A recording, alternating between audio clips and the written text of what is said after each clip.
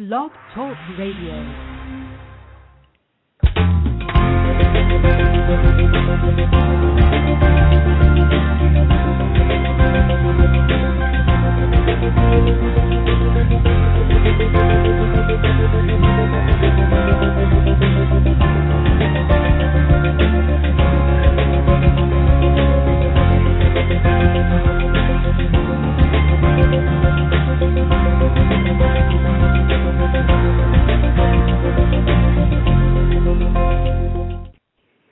Hi everyone, welcome to the Wellness Coach on Blog Talk Radio. I'm your host, Edie Summers, and I am so excited to have as my guest today Jennifer Powers. Jennifer Powers is a highly sought-after coach, speaker, and author. She is a leading expert in helping professionals improve their confidence and competence so they can live and work at their full potential. She combines over 15 years experience in management and entrepreneurship with masterful coaching skills to help professionals uncover their own secrets for success. Her services include one-on-one coaching and powerful interactive workshops and group coaching programs that are tailor-made to meet the needs of each client. Her areas of expertise include self-empowerment, coaching, and communication. With clients on 5 continents, the infectious energy and excitement Jennifer brings to her work inspires change in the lives and businesses of people across the world. Jennifer is a member and has served on the board of the Northwest Coaches Association for 3 consecutive years and is the past president of the Oregon chapter of the National Speakers Association. Jennifer is a contributing author of the book entitled Speaking of Success, along with best-selling authors Ken Blanchard, Jack Canfield, and Stephen Covey. Her recent book, Oh Shift, How to Change Your Life with One Little Letter, is available in bookstores nationwide as well as Amazon.com, which I believe it is a bestseller on there, and her websites are jenniferpowers.com and ohshift.com. So, Jennifer, I am so grateful to have you here. Welcome. Are you there? Thanks, Edie. Yeah, it's a pleasure to be here. Hi. Well, thank you so much. I'm just very excited to have you here, and I just wanted to ask you, first of all, I just wanted to say that your book is really great. It's funny. The subject matters. Sometimes people don't necessarily want to talk about change and all the things that go along with that, but you make it so inviting and fun, empowering, and laugh out loud funny. So That's good. I really, seriously, it is one of the best books I've ever read on how to change in a really practical way that sort of puts you in the driver's seat and makes you feel empowered at the same time. So thank you so much for writing that. Yeah, you're welcome. I figured if we're going to do the work to change, we might as well have fun and giggle along the way, right, Edie? Exactly. Well, there are several laugh-out-loud moments in there. I'm thinking of the Pac-Man story, and I could just go on and on. But Yeah. How fun.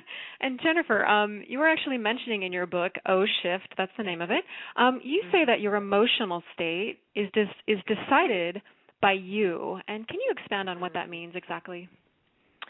Yeah. I think the book really, when you look at what that message is, it's really about choice. And so many of us feel like we don't have a choice. And I just want to remind everyone that in any given moment of every given day, in every situation, in every relationship, in every job, in every conversation, you have a choice. And this is something that we tend to forget, and we definitely forget it when it comes time to choose our emotional state.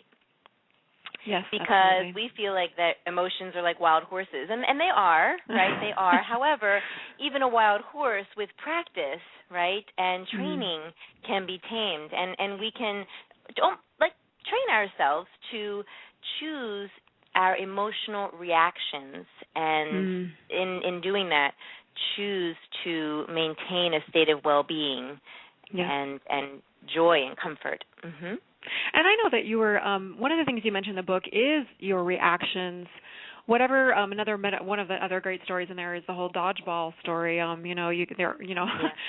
matter how many times we may try to avoid certain situations, we're going to be thrown those balls, and it's just a matter of what do you do. It's really what you're saying is it's a matter of how you react to the dodgeball, right? So. Yeah, it really is, because we are going to be pummeled and we're going to be hit and we're going to fall down or get bruised or our ego is going to hurt, right? Or someone's going to say something or do something that's going to be less than desirable for us in our existence. That's just a fact.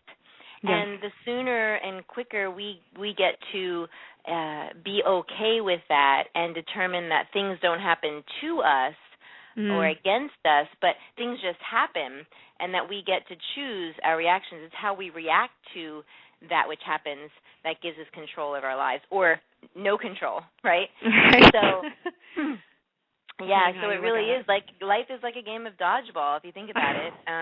We're constantly having to make choices to jump and sort of fly out of the way of things that can make us unhappy. Yes, and I remember playing dodgeball in school. We actually called it war ball. We took it pretty seriously, and I can remember, a lot of times, this is one of the few games I was actually pretty good at, and I was really good at catching that ball. So isn't that maybe another option, is to, obviously we want to change the way we react to situations, but maybe we can also catch some of those balls that are coming our way and use them to our advantage and take them and run with them. What do you think of that? Yes, I think every opportunity, every ball that's being wailed at us, whether it's pretty or whether it's going to hurt or feel good, every ball that's being wailed at us is an opportunity to not only get out of the way of, but to learn from, right? So when you're talking about catching it, I think we can catch it and avoid the sting, right? So avoid the reaction of, I've been hit, and say, this is what's happening in my experience. How can I learn from this? How can I turn it around? How can I shift it, right? So absolutely, I think catching it is, we don't want to miss the message. We don't want to miss the lesson. Oh, I love that. And that exists in everything, as you know. Absolutely. And Jennifer, you were mentioning ego, which I know is it's kind of a funny topic sometimes, and or a very serious topic depending how you look at it. But when someone's looking to change, how does our ego get in the way? Well, when the ego, first it's good to understand that the ego is there and it's good. It's a good part of us. Okay. And the ego is there to protect us. It's what keeps us from harm. It's what keeps us in line, right, with what society is asking us to do. It's what actually gets us to put makeup on, those of us who wear makeup, in the morning, so we can look good, so we can make a good impression, so we can make a good living, so we can earn money to feed ourselves, right? Okay. So ego is important, so we don't want to dismiss it, but the ego is sometimes uncomfortable with change and uncomfortable with that which might create a challenge or a risk to our livelihood. So whenever we are venturing out into doing something different or unexpected or maybe a little bit risky, the ego gets nervous, and what it'll do is it'll ask us to play small so that we can stay safe. Yes. In the place that is good and true for us. So we want to really be sure that we're conscious of that, of the ego's power and desire to keep us small. But it's not a bad thing. It's just its thing. It's just what it does. So if we can just be aware of it and say, thank you so much for your willingness to protect me and your interest in keeping me safe. And, however, I am going to make this decision, change this job, build this business, jump out of this plane, whatever it is, right? And you have to be the self, the voice of the self, which is where our true source is, has to be louder than the ego. It really does have to come through more loudly. Okay. I love the way I never thought of it that way before, that the ego serves a purpose and it can keep us safe, and yet that also potentially can keep us playing it small. And when we're doing anything that involves change or shifting, of course, this is what you talk about in your book. We have to push ourselves, or we have to encourage ourselves to step outside of our limits and go beyond what we normally know, like push that pain threshold in a way, in a good way, because that's it kind of expand our horizon and expand our sense of self. Well said. Yes, and then whenever we do that, we start to feel a resistance. We go, yeah, but what if, or oh, if it doesn't work, or oh, it's too challenging, or oh, I'm too afraid.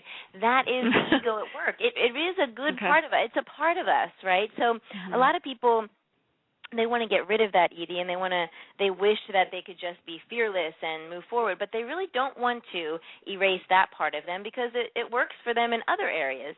All you have to do is honor it and accept it as a very important part of you, and ask it to please just simmer down as I make this very conscious choice to be big. You know what I'm saying? Yes, no, I love that because you almost like you can't go two directions at the same time. So I love the idea of just sort of asking it maybe to take a back seat while you get in the driver's seat and go down this new path. And so that kind of brings up a couple questions for me. First of all, I know that in your book you talk about secondary gain. So, for instance, we don't necessarily hang on to a habit that we have unless we're gaining or we're getting something out of it, like there's some kind of value in it. And could you explain to us a little bit more about what that means? What does secondary gain mean, and why is it so important in understanding in order to move forward? Yeah. So I'm not a psychologist or a psychiatrist, so I don't claim major knowledge around that term. However, it is a phenomena of the human condition. So I always like to put it in simple terms like, if you're doing anything, regardless of whether it's good for you or not good for you, it's serving you. You believe it's serving you because you wouldn't be doing it if it wasn't. That doesn't mean it's serving you in a good way. It might be serving a bad habit. It might be serving an inner need, a lack that was existing for a long time, whatever. So whatever you're doing, it is serving you, or else you wouldn't be doing it. So a lot of people get very frustrated when they think about, well, I don't know why I do this. It gets me sad every time, or it bums me out, or it hurts me, whatever, but I still continue to do it. Well, if you can find the secondary gain, as we're calling it here, the deeper reason why you're driven to do that, then you're more prepared to understand your actions. And that's what this is about. That's what coaching is really about, is understanding, building your awareness. Understanding what makes you tick, so that you can be more prepared to fine-tune your clock, as I like to say. And it's just building that awareness. You can't move forward or through something unless you know what it is you're moving through. That's so well said. Yeah, getting that underlying issue. Like, what is it that's really making me do this? Right. And part of that, I think, is so people will argue, okay, well, there may be a reason that I keep doing this, whether it's not being able to lose weight, or not, if it's terms of business, maybe they're not getting the clients that they want, or something along those lines. And there could be what we're talking about, the secondary gain. But I think what it feels like to people is they feel stuck. So isn't that kind of the experience of it?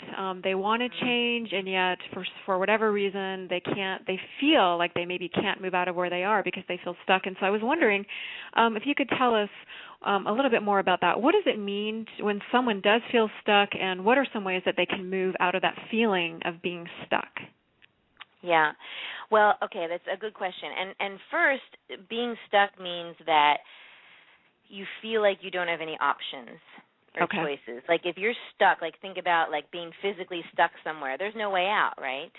Right. That you're stuck there. So when someone feels that way, it translates to a belief that there's no options. And I say we always have options or choices. We always have at least two, right?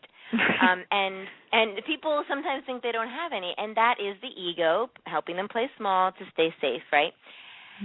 However, I want to address that when we're stuck and we feel like we don't have the options, it means that we also don't have enough information. Because if we had enough information, we would see that we have options.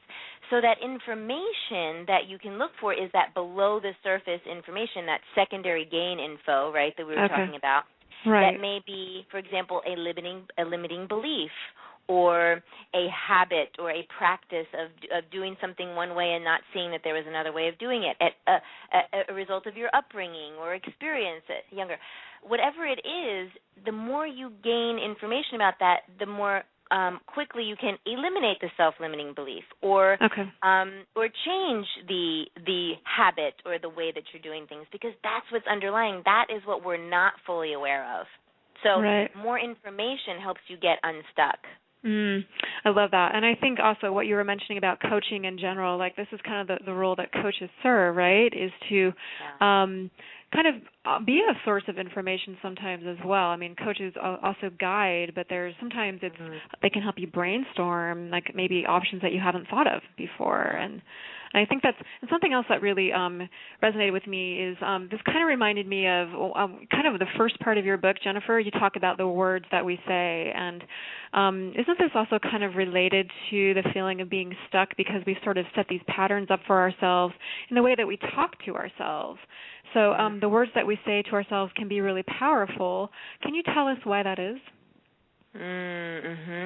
Yeah, there's so much to words.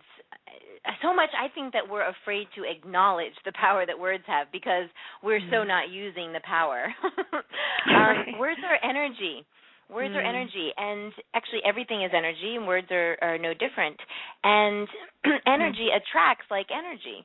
So if you put out energy in the form of words, which is really our most easily accessible source of energy, we put that out into the universe, if you will, and those words as energy will attract back like energy. So put out higher vibrational or positive words, and you will attract back, like a magnet, higher vibrational or positive experiences or people to make it so. Put out negative or low vibrational words and in the form of energy, and you will attract back negative experiences to make it so. So in other words, you say, I'm so fat. And the universe says, and so it is. I'm always late for meetings. Yes, you are. I'm not going to get this job. Your wish is my command, right? Anything that you put out there, the universe goes, well, all right. So why wouldn't it make sense to say, I'm gorgeous. I'm fit. I'm happy. Yeah. I'm going to have an awesome day. I mean, how many times have we woken up and looked at the calendar and go, oh, my God, this day is going to suck. And sure enough, it does, right? Your wish is my command. Yeah, your wish is my command. Your wish is my command. You attract what you put out, and words are the most easily accessible source of energy that we can use to manifest our reality. And it's just all in the name of energy, and it's all really a matter of choice. It's back to choice. Choose the words that are going to create the reality that you want. It's undeniable, and I think a lot of people see the simplicity of it, and they say, it can't be. But I encourage people, just try it. Just try it. What could it hurt to try it? And, well, actually, I think it's incredibly powerful what you're saying, Jennifer. And there are a couple of things that you are saying. First of all, I love that you say that words are the most easily accessible form of energy. That's hugely powerful, and it's also hugely helpful for me to hear, especially when we're talking about, if anyone's listening who's maybe thinking about health. I mean, this is the wellness coach. Of course, we talk about many subjects on here, but energy is a subject that I talk about a lot, and I know that it's a subject that many people sort of wish they had more of in general, and yet you're saying right here's a really simple yet powerful way of accessing that energy and manipulating it and using it to your advantage. I think it's incredibly powerful to say that. And then you talk about choice. It is about the choices that we make every day, isn't it? And this is talk about stuck. This is where people also get stuck because it does seem so simple. We make is it really as simple as I could make a different choice in this situation. I can go one direction or the other, and yet look what can manifest out of that. I mean, you have that other really funny example in your book about you were speeding and the police officer pulled you over, and at first you were thinking of cursing him out, and also thinking to yourself, why was I driving so fast? And then yet it happened to be around Thanksgiving, right? So you decided instead to embrace an attitude of gratitude. You made a choice to shift how you perceive the situation, and so when he walked up to you, you said thank you, which is I honestly have to admit that still has not been one of the words that's come out of my mouth so far whenever a police officer has pulled me over, but you didn't get the ticket. You just got a warning instead, and you said he was incredibly surprised to hear that. So the idea of choice. This is pretty. You say it's simple. The idea of what we say to ourselves could potentially be simple, and yet is so powerful. And also the idea of choice. It sounds simple, and yet the way that we shift and make those choices can profoundly influence the course of our lives. And this is again, I think where a lot of us get stuck, because we think to ourselves, how could it be so simple? How could it be so simple as just making a different choice?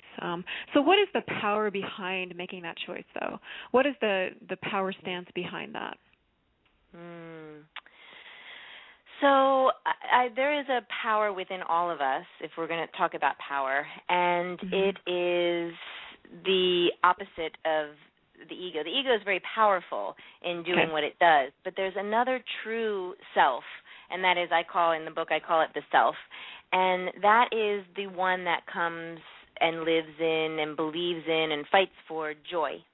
And so when we understand that our birthright is to live in joy, that doesn't mean that unjoyful things aren't going to happen to us, Edie.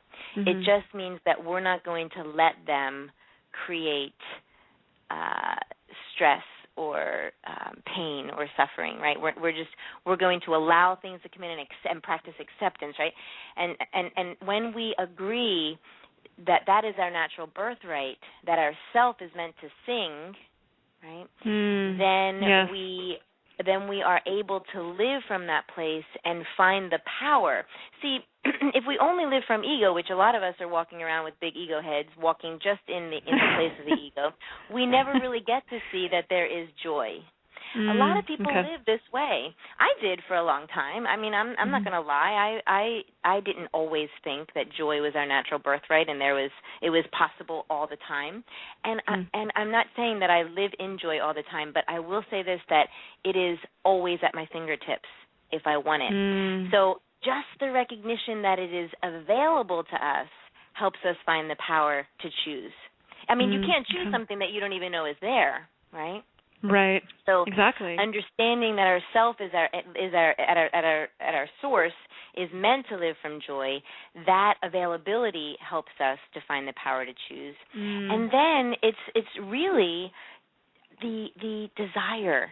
It's like okay, I can bang my head up against the wall for as long as I want, as long as I'm willing to feel the pain. And then after a while, I say, is there a different way? Because this pain is really getting to be a little bit much. And you look for a different way, right? Yes. So it's a desire to remove a little bit of pain. And when that desire comes in, then you start to find the power. Desire is everything, really, when it comes down to it. How bad do you want it? Right? And I think that's where people go on soul-searching journeys, because they desire more. I love that. And I think it is important to remember the power of desire and joy, because I think we get so bogged down. I mean, our culture, I mean, you kind of talk about the way that culture influences us and sort of does kind of feed the ego as well. But I think a lot of us are sort of out of touch with what is sort of, again, we were kind of talking about this a little bit earlier, bringing the color back into our lives, desire, joy, color. What are things that bring you enjoyment? What are things that are going to fill your life back with, fill that color back in again? And so, there's so much pressure honest to perform. And I think a lot of times it maybe makes people sort of maybe fall out of their power because there is so much pressure, and instead of the focus being on pleasure and joy. And I actually have there's something else that you mentioned about being in the moment. That's where your power is. This is out of your book. This is a quote: "When something negative happens and you react based on what will it mean for your future, you have missed the opportunity to control your present. You have lost your power. You gave it away. Poof." That really struck a chord with me. That being present is about, that's where your power lies, is in the present moment, isn't it? And it's so much. We're so focused on the future that we sort of miss out of where life is really happening. And again, talk about desire and joy, and you can't really experience it if you're not in the present moment. Yeah, that's right. Because we were really trained to do more, strive for more. When you get that, go find more. and it's really it's a never-ending, insatiable cycle, really, that we're on. And so when we're striving for more, we're really always looking towards getting it, which is always in the future. And therefore, we're not focusing on what we really have. Yes. And therefore not showing appreciation, and therefore not manifesting more as a result, right? So we're always thinking, well, I want more, so I don't have it now, which means I'm in the state of lack, which attracts lack. So to your point, yes, if we can really, I think power comes when we're in the present. We've been taught to do so much that I think that if we want to find the most power right now, I find it by doing nothing.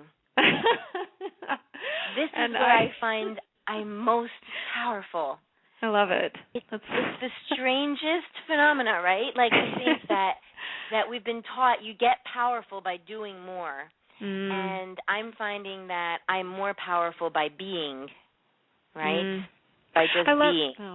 I love that. And that also kind of reminds me of, you were kind of talking about kind of the way that culture, I mean, there's so much going on even with terms of like really big things like 911, 9/11, and, all the wars that seem to be ongoing. And there's this sort of almost feeling of being overpowered. And so it's no wonder that people maybe sometimes feel disempowered, because there's almost like this like we've swung too far one way. And I love the idea of doing nothing for a while and kind of see what comes up.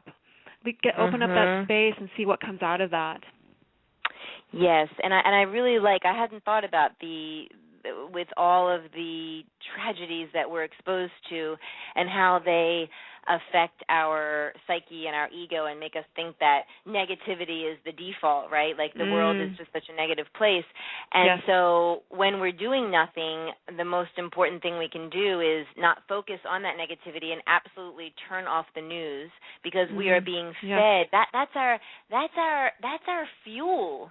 I mean, you decide what you're going to fuel your body with, right? And based on that decision, you will become powerful or you become disempowered. And your point about how all the news about the tragedy that's going on around the world disempowers us, that's disempowering fuel. And that positivity and meditation and reading books that just drive you wild with passion and excitement, that is empowering fuel. It's rocket fuel, right? So you get to choose, again, what you allow yourself access to. Now, I'm not saying you're going to go out and not ever know what's going on in the elections or what's going on around the world. That's not what I'm saying. What I'm saying is be selective, be thoughtful. Don't let it influence you by default. Like when I take walks, Edie, I'm a little bit of a voyeur. I like to look into people's homes, around the neighborhood, and it's really fun. And I don't look at what they're doing necessarily, but I see a lot of TVs on, and I think about these people, and I wonder what they're missing by absorbing the TV. See, they think they're gaining, and what I really think they're doing is missing. And it makes me a little bit sad, because there's so much enjoyment to be had outside of the world of negativity that is being fed to us by the news. and we can access news and be informed citizens in a more selective way. And then we can pick up all the other good fuel that's available to us, like our own thoughts or meditation or a good book or music, right, or a conversation with a friend, not on Facebook, but, a friend in person. These are good things that fuel our soul, that empower us. I love that. Fueling our soul. That's a good place to. We're going to take a little break here, and when we come back, I think we should let's talk a little bit more about that. What fuels our soul, and how can that be a catalyst for change? We're going to take a short break. It's the bottom of the hour. We'll be back in a few minutes here on Blog Talk Radio.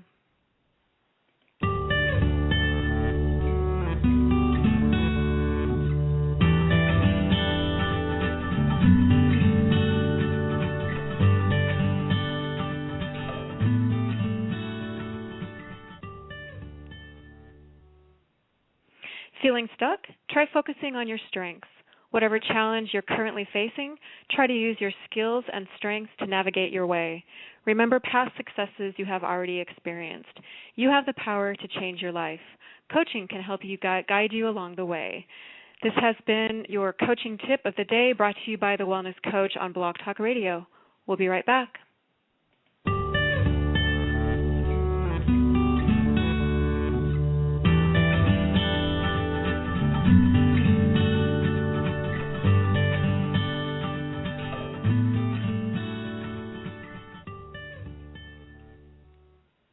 Are you trying to lose weight? Maybe you're trying to quit smoking or have trouble following through on your doctor's recommendations.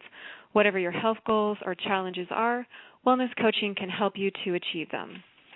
Wellness coaching is an effective, fun, empowered way to change your health habits and achieve lasting results. Visit portlandwellnesscoach.com today. You have the power to change. Wellness coaching can help you to achieve your goals. portlandwellnesscoach.com. Change for good.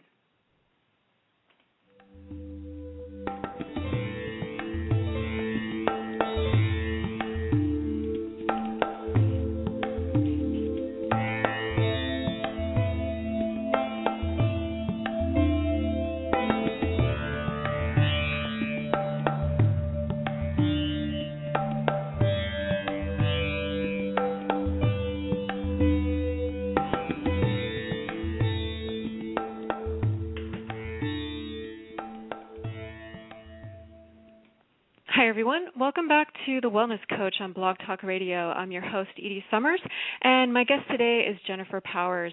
Jennifer is a highly sought-after coach, speaker, and author. She is a leading expert in helping professionals improve their confidence and competence so they can live and work at their full potential. She combines over 15 years' experience in management and entrepreneurship with masterful coaching skills to help professionals uncover their own secrets for success.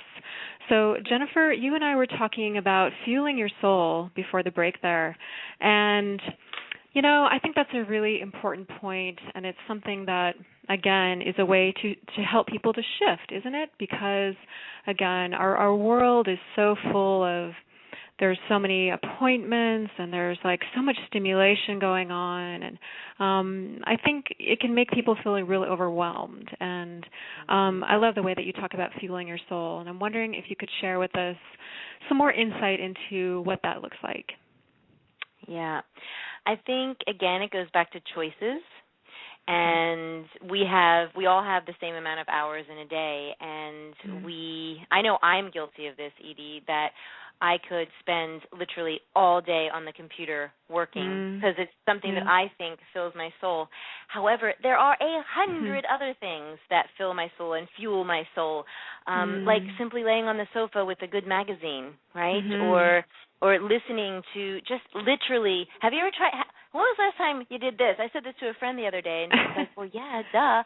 I lay down on the couch, I put Pandora on, lay down on my sofa, and just listened to music. I wasn't doing anything else, not multitasking or anything else.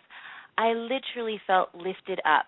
Right? I don't do this very often, and it's when I curl up with a book or just listen to music and stop multitasking or turn off the TV and the radio and just chop Brussels sprouts, right?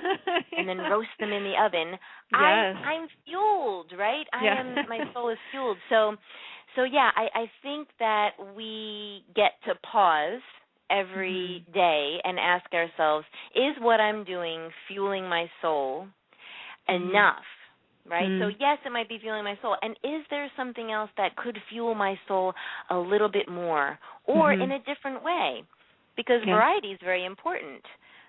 So the answer for you will be different than my answer and so on. What's important is that we're asking the question, am I fueling my soul? And if not, you'll have a laundry list longer than your arm of reasons why you're not doing it. And I say bullshit. That is, you have absolutely every option and power available to you to make those changes. So make the choice, even if it's just for 15 minutes. Just do something different for 15 minutes. Oh, absolutely.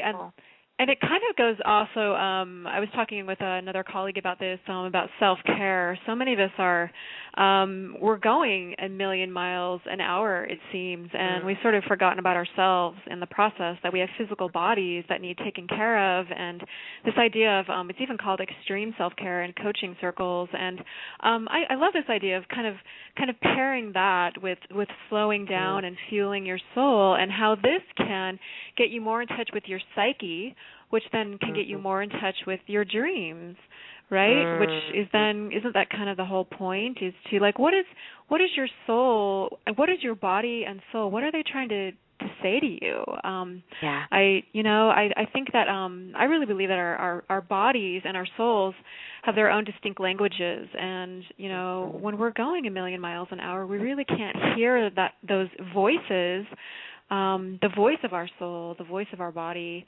And we can completely, we can miss, there's so much that we can miss that could enrich our lives so much. So Yes. Well, actually, I think that we go a million miles an hour so that we don't hear what our souls are saying. Right? So it's a little flip. It's like, this is the choice. Again, we have choices every day, right? So I'm going to choose to go a million miles. Why? Because then I won't hear. Have you ever gone on retreat? If anyone's ever gone on retreat, they know that when there's nothing to do, no one to look at, no one to talk to, no TV, no text, no phone, you are faced with your own thoughts, your own inner wisdom, your own loveliness and demons, right? So people are afraid of that, so they keep it going, they keep moving, so that from the minute they wake up to the minute they go to bed, and that's absolutely normal. It's not wrong or even ugly. It's just normal, because it's quite frightening sometimes to be quiet with your own thoughts, right? And left without nothing to do but look inward. Nothing to look at outward, but just look inward. So, I think that we make that choice to stay real busy. And also, I was having a conversation with my partner last night just about this, that we have a tendency to make other people's problems our own, so that we don't have to deal with our own problems. Right? Yeah. So worrying about someone else or gossiping about someone else, it really is a coping mechanism to not have to look at our own stuff. Yes, absolutely. We're brilliant. That is brilliant. That is, I never thought about it that way. All the different ways that we distract ourselves, and some of them can even be, they can involve other people. So whatever we can do to distract ourselves, so that we don't have to face what our deepest desires and dreams may be. And yet, at the same time, isn't that don't we all wish to have our deepest desires and dreams fulfilled? So yes. And there's that dichotomy, right? There's the two parts of our one being, our ego and ourself. So our ego says, no, don't go there. You might see some light and bright and want to be big and and venture God out. forbid.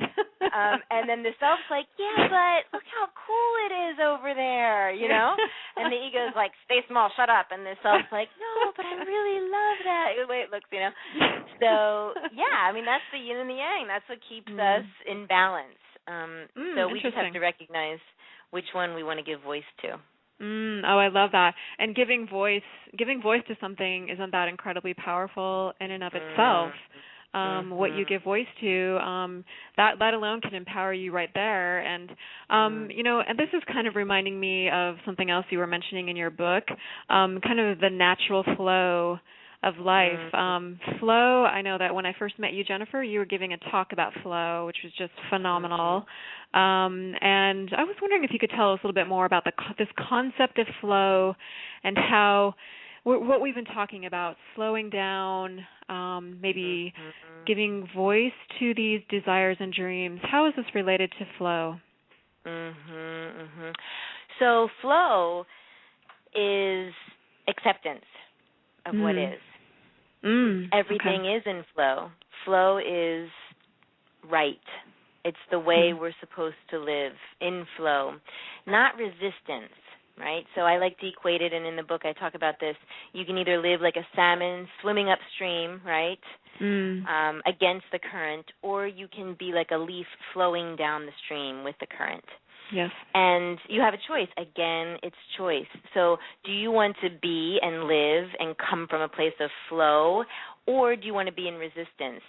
And if you think about any situation that comes your way, you can either resist it or you can accept it and be in flow with it.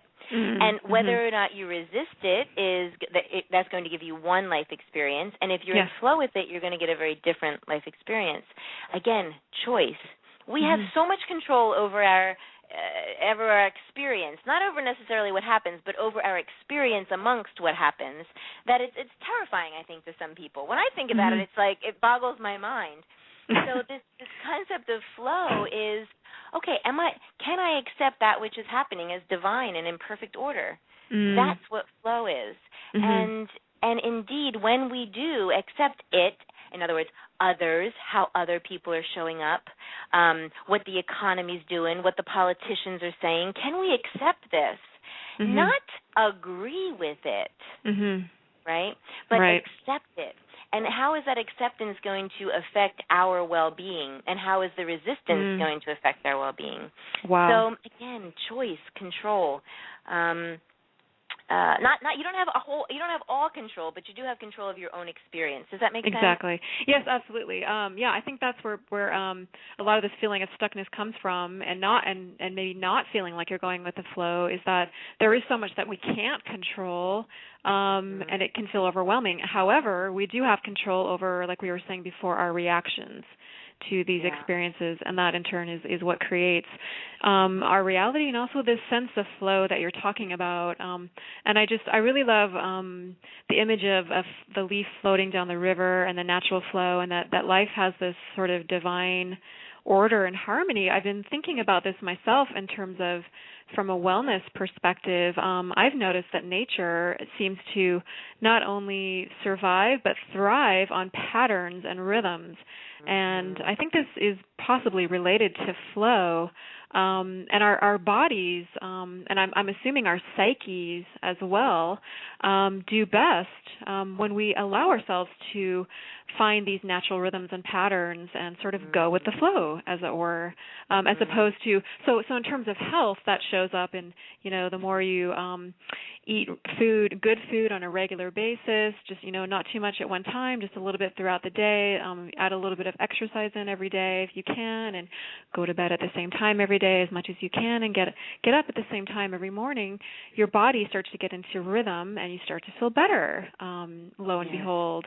And I think that sort of, it sounds to me like that is flow, and that's sort of getting into a healthy pattern of living. And I like this idea of go with the flow.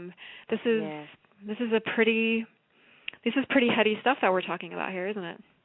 It is, and it's also very woo to say what I'm about to say, but I've come in connection with this just recently, working with a naturopath, that we are really one. When you're talking about nature, we are one with nature. Well, we are nature. I mean, it's not like we are. Sometimes we think we're separate from nature. We are absolutely one and the same. I don't know, like, where we got that idea. And so, the moon. I've been really focusing a lot on the moon, and like you said, the phases and the patterns of the moon. And a lot of people find health properties, or when they cut their hair, or when women ovulate or when there's so many patterns that can be in sync with the moon, right? Absolutely. And the seasons. Look how the seasons are. I mean, just here in Portland, we do our own local, right? To be in flow is to just eat with the seasonal crops, right? Absolutely. That's flow. That's what our body is meant to be eating. And resistance is getting a hothouse tomato. Have you had a hothouse tomato lately? They're just terrible. I have not. That's resistance, right? So you can actually see where flow lives and what resistance looks like. It's so interesting if we pay attention, if we become awake. Edie, what you're talking about is becoming awake and in touch and connected. Wow. And that takes some dedication, doesn't it? It does, and yet I also find it thrilling. And I think this is what my wish is for people, is that they don't think of, becoming awake or becoming more aware or conscious or even that big word enlightenment as something that is like scary or unknown. It should be, let's put desire back in there. It should be something that feels amazing and feels natural and feels thrilling. It's your natural state of being, isn't it? Yes. I mean, Eckhart Tolle, he says enlightenment is a felt sense of oneness with all living beings, and that is that's the way I prefer to live as much as possible now. It just doesn't it make life a lot easier when you go with the flow, especially when you're working on accomplishing goals, whatever your goals may be, whether they're health goals or business related goals or personal goals. Doesn't it make it a lot easier when you do go with the flow? It does, and yet that begs me to mention something that I think is really important for people to hear, and that's this concept I call right timing. And I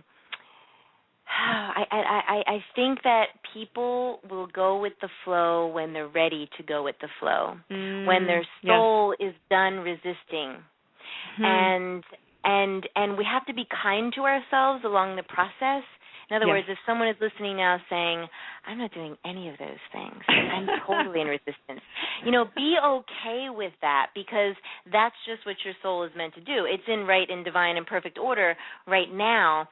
Yes. So honor that. Don't berate yourself or flog yourself for not being in flow, because right timing is very important that we honor as part of our journey. There will come a time in this life or the next or whatever where you say, I'm ready to be in flow. Yeah, I love that. So if it's not now, just hang tight, or just wait, or also work towards and use the words that will manifest that readiness. But be patient with yourself. I think it's important to say, because not all of us are on the same timeline or the same journey. Absolutely. And I love it how it comes back full circle to the words that we say to ourselves and the energy that's attached to those words. And energy, if I understand it correctly, this is what Deepak Chopra says, there's only energy and consciousness. So you can take the consciousness wherever you are in any given time and moment and use that consciousness to shift your energy. And like you said, be patient with the process, because it's a journey, isn't it? And isn't the whole journey supposed to be enjoyable, not just the end destination? It is, and to remember that we're really here not to be perfect, but to evolve, and not even to evolve to perfection, but just to evolve to the next level of our own soul's evolution, right? So if we can stop striving for perfection, we're definitely going to start to be in more flow, and if we can start being kind to ourselves with the words that we use, right? My partner Mark always says to me, be nice to Jen. I love her, and he has to write, be nice to yourself. Like, use words that are kind to you, that you would use to someone else that you love. And just remember that you're in this evolutionary state, and so it is, at your path, at your timing. Oh, I love that, Jen. That is so great. And that kind of leads me to my final question for you. What does it mean to shift? I mean, we've kind of been talking about it, but in the sort of on an energetic level, what does it mean to shift? Yeah.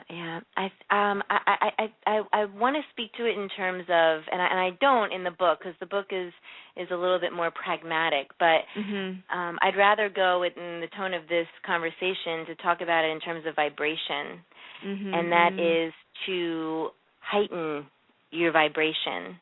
to and all the things that we talked about today will do that, changing the words, right? Eating and being in flow with the seasons and the synchronicity of the universe. Recognizing that you can be like the leaf rolling down, doing things that fuel your soul, right? All these things, being with people, turning off the news, being with people that support you, all these things that heighten your vibration will create a shift, right? So sometimes people say, well, I have to make a shift. Well, what if you just did things that naturally created a shift for you, right? What if it was a collective effort of tiny little changes that you make that can change your vibration, the overall vibration, and therefore give you a different life experience, right? So shifting really is increasing or heightening your vibration so that you can have a more joyful journey and experience. Jennifer, I love that. That's a really refreshing way of looking at it. Just shift into a higher vibrational way of being and frequency, and I'm actually looking at your website right now, oshift.com. This just looks really phenomenal. Could you tell us a little bit more about your website, the oshift.com, and kind of this subject that we're talking about? This is maybe the more practical level of shifting, but I love the idea of shifting in general, and I love what you just said too. Yes, and I want people to know that this book, and my intention is to meet people exactly where they're at in their process, in their journey. So I can speak many different languages, like I say, along the continuum of practicality all the way to spirituality, and it's really exciting for me to be able to be that bridge for people. And so Shift is a very cheeky read, as you've pointed out. It's fun. It's real. It's conversational, and it's a very quick read that people are just latching onto, literally around the world, Edie. And I'm it's just a bestseller. ever so grateful. It's an Amazon bestseller. Congratulations. That is thank you. That is so awesome. And yeah, I just I can see why it is a bestseller. It is. I would say it's a quick read, but I would definitely say carve out some time, because there's some places that you want to slow down a little bit. Sometimes you're going to be, like we said, laughing your ass off. However, there's things to assimilate in it as well, absorb, I would say. But it's I think that's so wonderful, and it's so great also to be in the attitude of gratitude, like you're saying, with all the success. But I'm just seeing here on your website, you have all these different sayings that are coming up. Let's see if it'll flip to joy is yours, all yours if you choose it. That's what you talk about at the end of your book, isn't it? Joy. It's about shifting into joy. Yes, indeed. That really is my wish. And my intention to live in amongst the chaos that goes on around the world and in my own world, I still choose joy as often as possible. And we're not perfect, but as often as we can, just to know that we have that option. So I hope the readers get that, and anyone listening gets that. That's always at your fingertips. It's always an option for you, is to experience joy. The control is within you, to have an experience of joy. And I just really wish this for people to ponder and to talk about. People say they read it again and again. Some people say, there's only 3 words on this page, and I needed 3 days to process them. Do you know what I mean? Exactly. It's dense material too. It is. Oh, that's great. It's so very good. light material, and yet it's very deep. I would say not dense. It's very deep material at the same time. It's very light. It's a joy to read. It's laugh your ass off funny, and at the same time, it is so deep. And I mean, we're really talking here about kind of not only addressing the role that the ego plays, but also isn't this about the subconscious? Like we're shifting the way the subconscious sort of the way we've been programmed, and this is I mean this book is a great way to sort of reprogram your subconscious mind, isn't it? Yeah, and it's absolutely possible. You put it perfectly, because we have been programmed, to whoever's credit. This is our programming, and we get to rewrite our story, or rewrite the tape that's going on in our head, and rewrite our reactions, or rethink our thoughts and our words, and that's what this book introduces people to. And when they're ready, they will, and I'll be there rooting them on every step of the way, Edie. I love to watch people have this experience. Well, I mean, and I can attest to that. And so one of your websites, like we were just mentioning, is called ohshift.com. That's OHSHIFT.com. That's for our listeners who are listening on something other than Blog Talk Radio, like iTunes, for instance. If you want to check it out, it's ohshift.com. Looks like you have a tour coming up, Life Alchemy Week. Are those you're obviously you're a speaker? Anything going on right now? Yes, lots of exciting things in the O-Shift world. The workbook, the Self-Mastery Workbook, is about to be published and put up for purchase and download. And great. Also, my partner, Mark Tucker, and I are working on O-Shift for teenagers, because there is such a huge demand from readership who's saying, please, something for my teens. So that should be out this year. What a great idea. Yeah. So, and of so course, great. I speak around the country to different groups, organizations, associations, corporations, sharing the O-Shift message. I think that is so, and I just have to say, Jennifer, for anyone who's listening, is a phenomenal speaker. So you would be more than lucky to have her as your guest speaker. So, or your as your speaker. So, and also, Jennifer, we want to mention your other website for coaching, jenniferpowers.com. Could you tell us a little bit more about your coaching services? Yeah, sure. I work one-on-one and in groups with professionals, entrepreneurs. I also coach coaches, because I just think coaching is just one of the greatest modalities of communication there ever was. So Absolutely. I love to teach coaches and coach them and help them build a business that helps others. And it's one-on-one. It's generally virtual, so it's over the phone, just like we're talking now. And I've been doing this for 7 years now, and it's absolutely one of my favorite parts of my gig, because I literally can experience and witness and facilitate people shifting on a daily basis, and just working with some amazing souls that want more. Right, and so when they're ready, I'm here waiting. It's a great process. Coaching. I love the way you say that. No, I love the way you say that. When they're ready, you're there waiting. That really is the kind of the experience of it, and I can attest to that as well. And yes, Jennifer is not only a phenomenal keynote speaker, that's the word I was looking for, keynote, but also a phenomenal coach. So I know that you coach people on like in the business world, but do you coach people that are looking just from any point of view, or like for personal reasons, for health reasons? Is it for any reasons? No, I wouldn't do health. The health would be more for you, Edie, as a health coach. I keep it to professionals and entrepreneurs, and what that means is, that doesn't mean we're not talking about life stuff. It just means that work and life are so closely related and intertwined. So we're working on performance, we're working on competence and confidence, and getting them to play a bigger game. They're not broken. They're just, like we said, stuck, and they need more information to see the options that they have. So, and I don't do like teens, I'm not a divorcee. I mean, couples. I do professionals who are ready to play a bigger game, entrepreneurs who want to grow their business or become more heart-centered in their work. These are the clients I work best with. I love that. I love that about like becoming more heart-centered in your work too, and I think that maybe is a component of success as well. It seems to me that can play a role.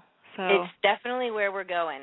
We have been head-centered in our business workings for, I mean, not a long time relative to, time itself, but for several generations, and it's time now. I think the world is feeling the shift, right? And it's time for us to come from a different place in our work. And if you look around and if you read and you speak to people and you're really awake and attuned to it, you'll see that the change is happening little by little. More heart center from the head to heart. And thank goodness that it is. And I think and talk about empowerment, I think there's a lot of power in that as well. And I think that has more to do with being in the present moment too. That it's not just all about sales, right? It's about the heart of the message that business people and entrepreneurs are getting across to their clients. So, Jennifer, I can't thank you enough for being here. It's just been an absolute treat. And I just want to mention your websites again for your book, oshift.com, and for your coaching business, jenniferpowers.com. Thanks again, and thank you. I'll be seeing you around. Yeah, Edie, thank you so much. Thank you. Talk to you soon. Okay, bye-bye. Bye-bye.